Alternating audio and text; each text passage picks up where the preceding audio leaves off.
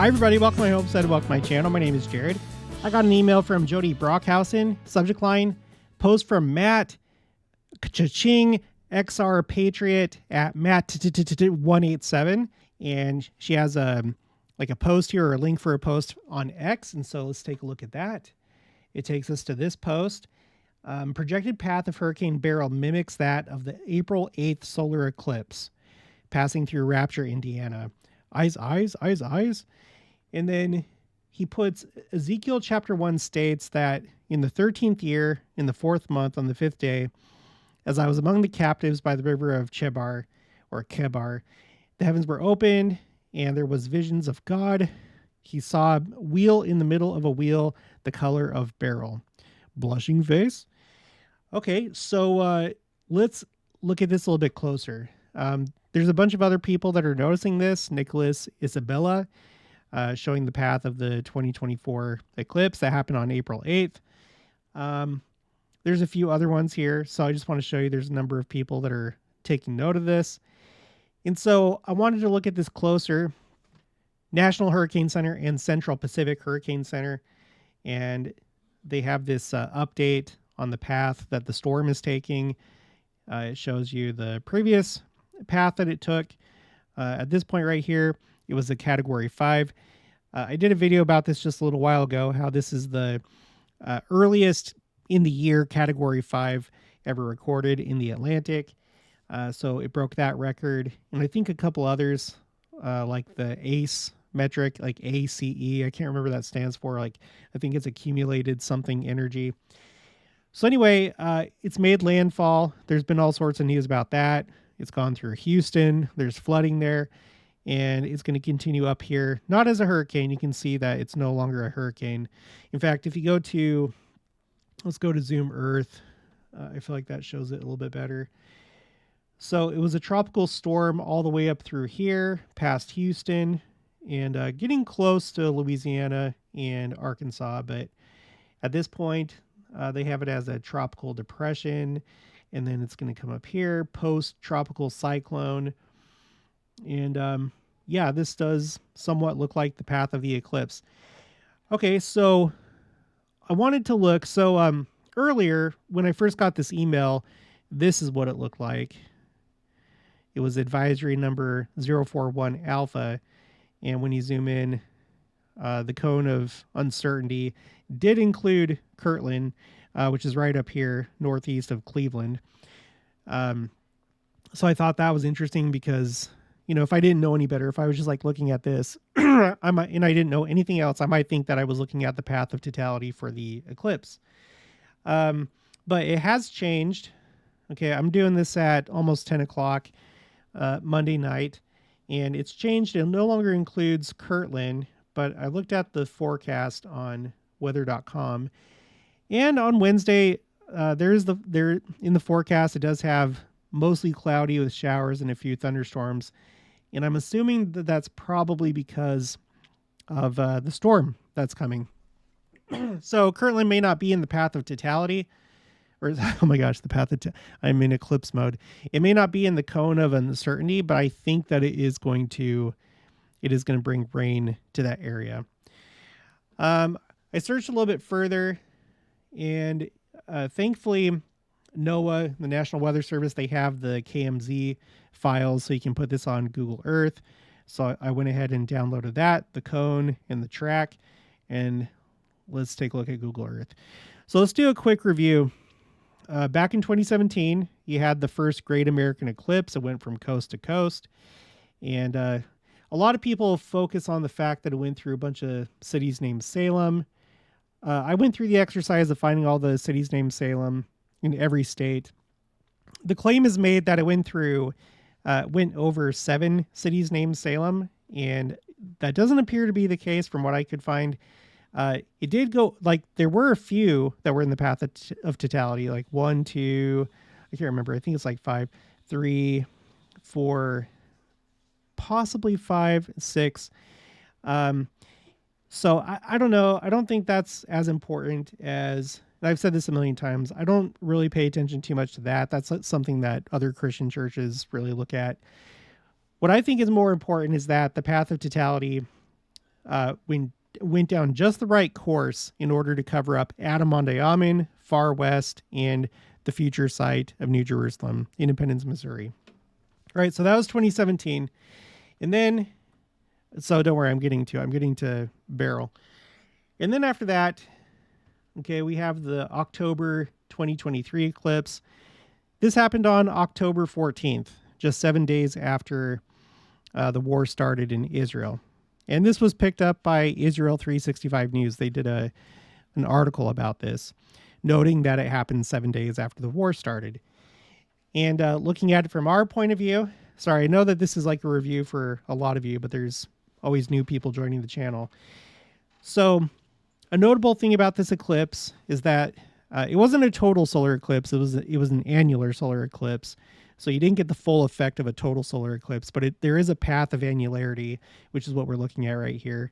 It went through Utah, which is significant enough. It didn't go over Salt Lake City, but when you look at all the temple locations in Utah, it only went over one that was in operation at the time. At the time, the Manti Utah temple was being renovated. And so the only temple in operation was the Monticello, Utah temple when this occurred. And the path really couldn't have gone anywhere else to miss the maximum number of temples in the state. So I feel like that's specific. 7 days after the war started, and then it went through Utah, missed all the temples that it possibly could that were in operation. Okay. And so for those reasons and more, I was excited about the April 8th, 2024 eclipse because let me turn that on. Here it is. Again, Christians outside of our church have been excited about this because you have the Salems, you have the big X that goes over America. Later on, people were noticing, when you put these three eclipses together, it creates the letter Aleph in Paleo Hebrew, not the modern block script, but the Paleo Hebrew script or Phoenician script. So you have an Aleph over here. Later on, closer to like the 40s, the 30s, the 40s, there's going to be like an X over here near the Middle East, over the Red Sea. So you have like Alpha, Omega, and I'm taking note of that. Again, it doesn't really interest me as much as this. And one more thing. With this one, people were like, oh, there's all these cities named Nineveh that this eclipse is going over. And yeah, that's partially true. There's two, one in Ohio, one in Indiana. The other ones are outside the path of totality. So, of course, there's no book. Like, I'm not going to tell you that it's not valid. It's just for me personally, I don't see it as interesting because, the claim was made that I think there were 7 Ninevehs, but that's if you go outside the path of totality, which I feel it gets a little bit too broad if you do that. It's more specific, more to the point if it's in the path of totality, but there's no rule book. So if you think that's significant, then good for you. But I was more interested in this because you have all these church sites that were in the path of totality. You have the Sacred Grove, Fayette, New York, where the church was established. And then Hiram, Ohio, which at one time was headquarters of the church for a short time. And then Kirtland, Ohio. And this happened just a month after the church purchased the Kirtland Temple. So I found this very significant. I feel like all three of these eclipses are specifically for the church. The other Christian churches and other people that are spiritually in tune, they know that something important is happening and they're looking at it through their point of view. But as members of the church, I feel like this is a direct message for us. Another way to look at it, let me take off the church sites.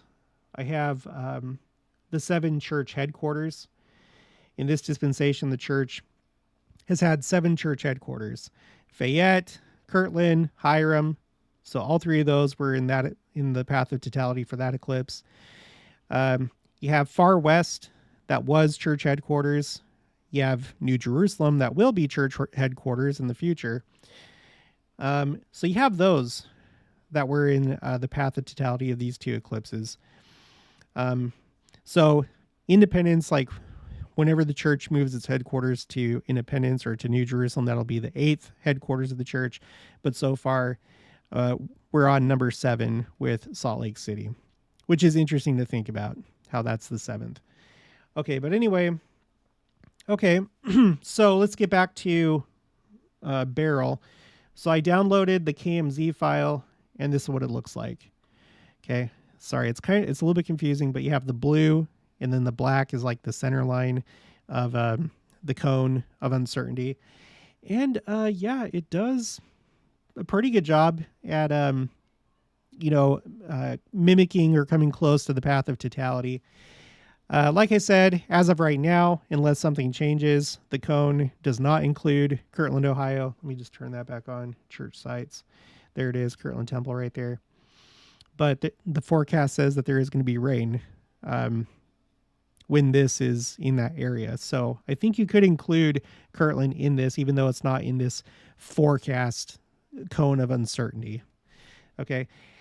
I think the cone of uncertainty is just simply maybe the possible areas where this like center line is going to go. I think I should have looked this up before, but I didn't want to put that much work into it. Okay, so whatever the case, that is something interesting to note. There's more to talk about though, so just hang tight. One other thing I wanted to point out was in December 2021, there was a big tornado outbreak. I think it was like one of the largest ones for that time of the year. So this was December 2021.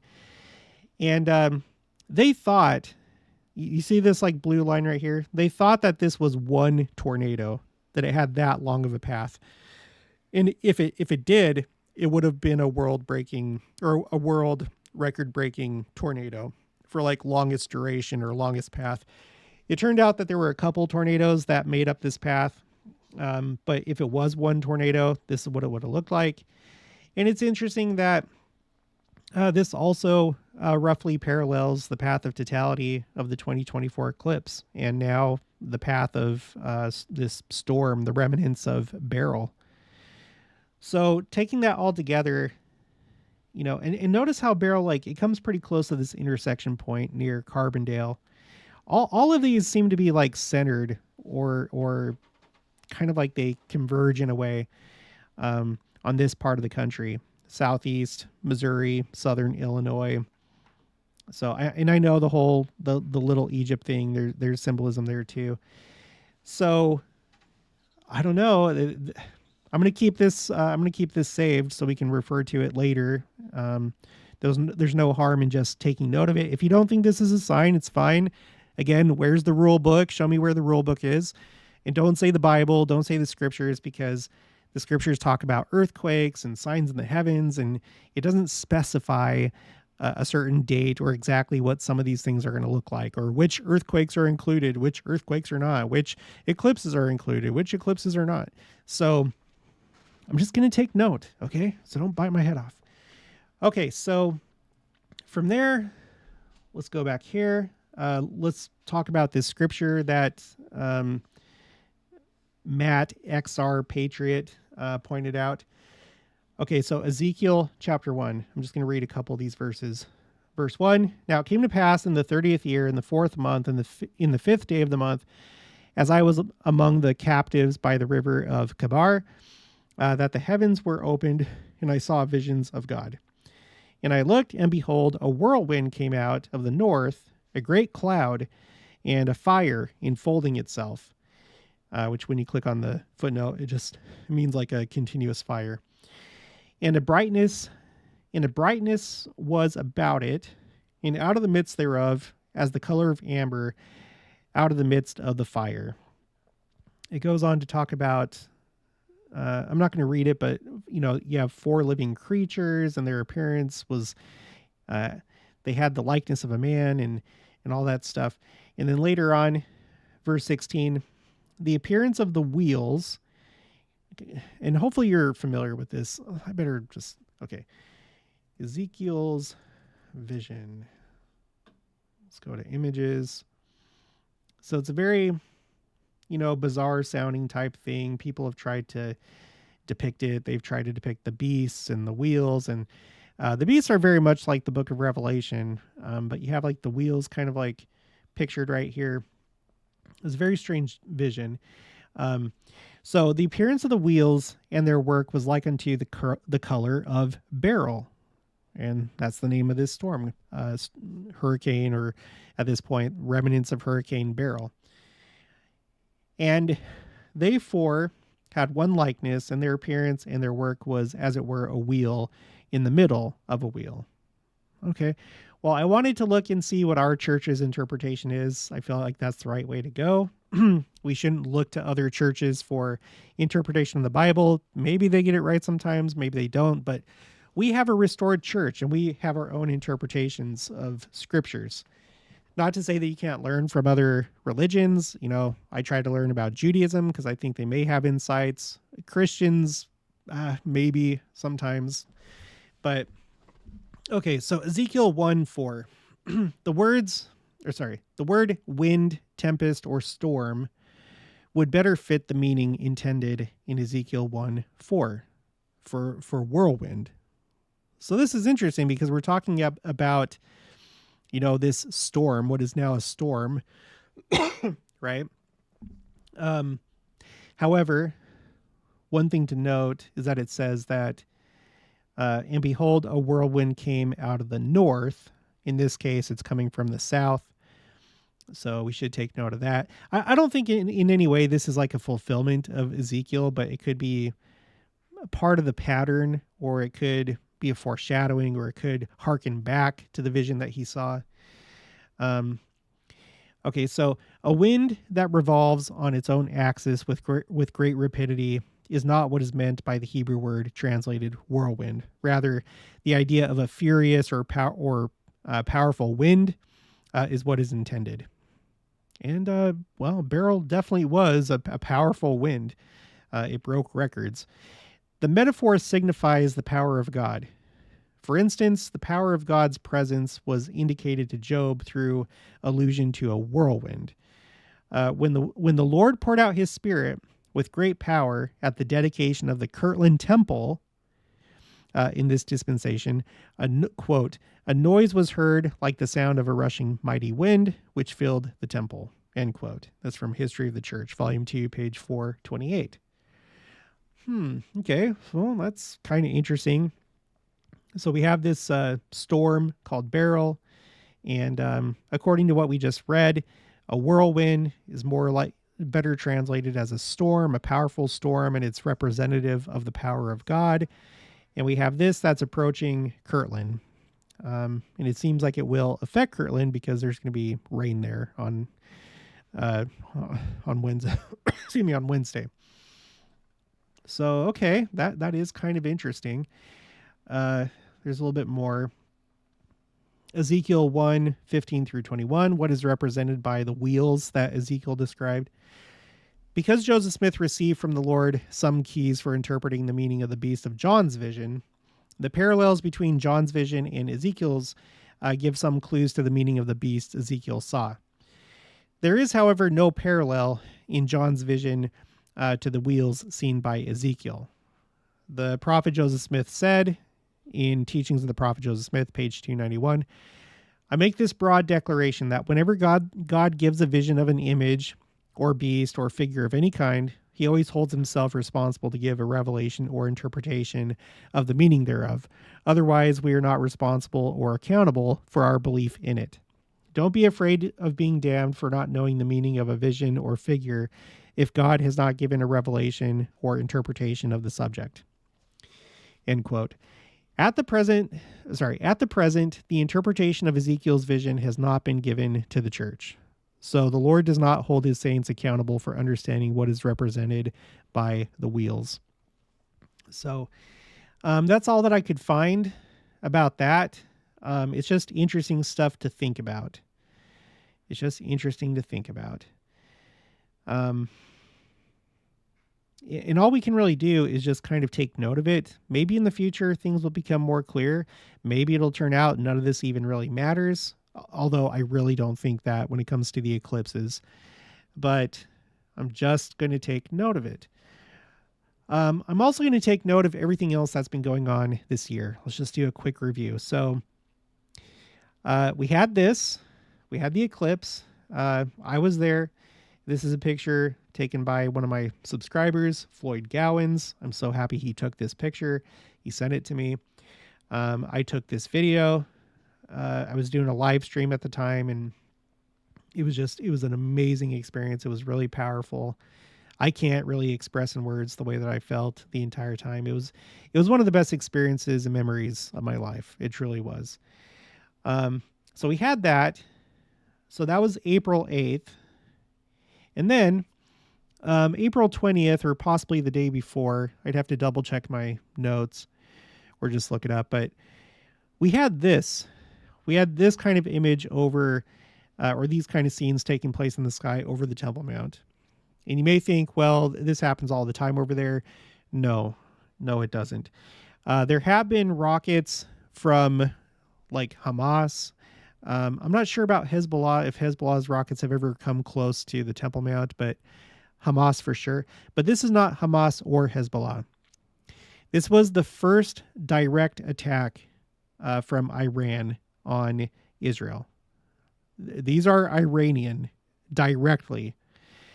So, and I don't think that we've seen the end of this. Like as far as like a direct confrontation between Israel and Iran. So this picture right here is truly stunning.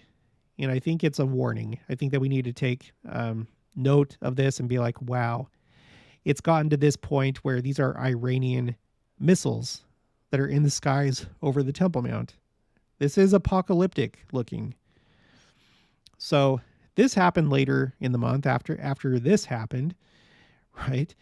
And then I did this video about this tornado outbreak that's taken place. It seems like it's pretty much over at this point, but we've noted, like the thumbnail that I created here, it all started in Utah, right? There's the CNN article.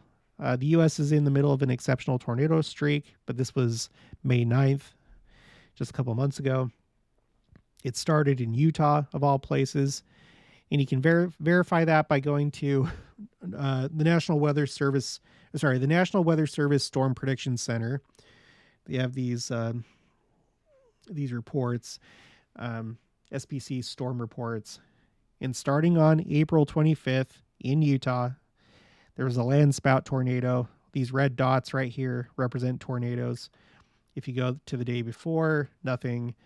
And then starting with this one, you have 20 days straight. It turned out to be 20 days of nonstop tornadoes every single day in the United States. And then once you got to, I think it was May 15th, someone had pointed out that was, I want to say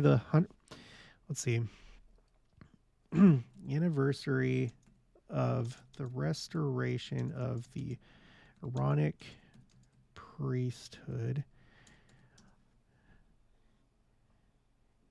It was the 195th anniversary of the restoration of the Aaronic priesthood, May 15th. That's when the streak ended. Okay? Let's just go to that really quick so you can see. 12, 13, 14, 15. Here we go. The 15th. No red dots. And then after that, it resumed. But it didn't go for another 20 days, but there were more tornadoes after that point. But it paused for that anniversary. Okay, so, and then this was actually May 11th, we had this, the Aurora. And this right here, these are pictures that I took here in Kansas. I never thought that I would see the Aurora in Kansas, of all places. But I did, and I took pictures, and virtually the entire country took pictures of the Aurora because it was seen throughout the entire United States. In other places throughout the world that it typically isn't seen. I had some people send in some pictures, like we have this one from Jaron Call. This is the Pocatello, Idaho temple. And then we have the Layton, Utah temple, which was just recently dedicated, but it wasn't dedicated when this happened, or when this was going on. And then, and that was Shelby Drake. And then we also have Nicole Herrera with, excuse me, the Smithfield, Utah temple. Okay. So there's been all sorts of things going on, all sorts of signs in the heavens this year. It's been a very special year, I think. I've been doing this since August of 2021. That's when I started my channel.